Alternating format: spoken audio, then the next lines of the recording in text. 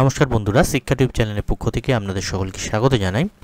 আজ 16/4/2024 government of West Bengal school education ডিপার্টমেন্টের পক্ষ থেকে যে এনএমএমএস এক্সামিনেশান 2023-এর যে এক্সামিনেশান হয়েছিল তার সিলেক্টেড ক্যান্ডিডেট লিস্ট আজ পাবলিশ করা হয়েছে, অর্থাৎ রেজাল্ট পাবলিশ হয়েছে। আপনারা প্রথমেই যে ওয়েবসাইটটিতে আসবেন সেটি হলো scholarship.wbact.gov.in। এই ওয়েবসাইটে আসার পর আপনারা স্ক্রিনে দেখতে পাচ্ছেন যে এখানে একটি লিঙ্ক দেওয়া আছে NMMS 2023 district wise selected candidate list.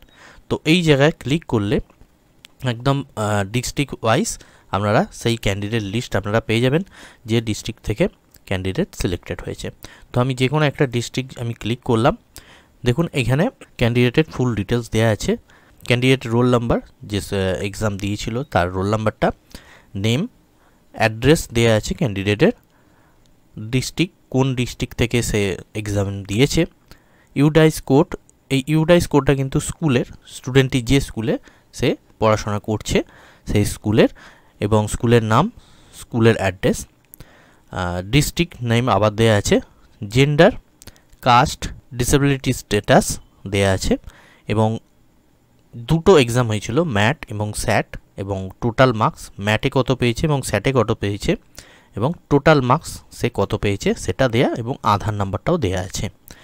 এবার এই এক্সামিনেশানের পর এই ক্যান্ডিডেট স্কলারশিপ পাওয়ার যোগ্য হিসাবে সে বিবেচিত হলো, এবং এর পরবর্তী স্টেপ কিন্তু এনএসপি পোর্টালে, অর্থাৎ ন্যাশনাল স্কলারশিপ পোর্টালে, তাতে গিয়ে করতে হয়। এই পোর্টালে কিন্তু আর কিছু করার নেই। তো ন্যাশনাল স্কলারশিপ পোর্টালে গিয়ে ক্যান্ডিডেট রেজিস্ট্রেশন করবে, তারপর ফর্ম ফিল আপ করবে এবং সেটি সাবমিট করবে।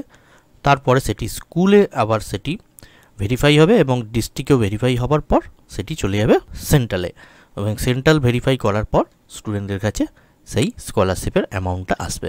তো আমি আশা করব আপনাদের এই ভিডিওটি ভালো লেগেছে। এরকমই আরও ইনফরমেটিভ ভিডিও পেতে চ্যানেলটি অবশ্যই সাবস্ক্রাইব করুন, এবং পাশে থাকা বেল আইকনে অবশ্যই অল নোটিফিকেশান অন করে রাখুন। ধন্যবাদ, ভালো থাকবেন।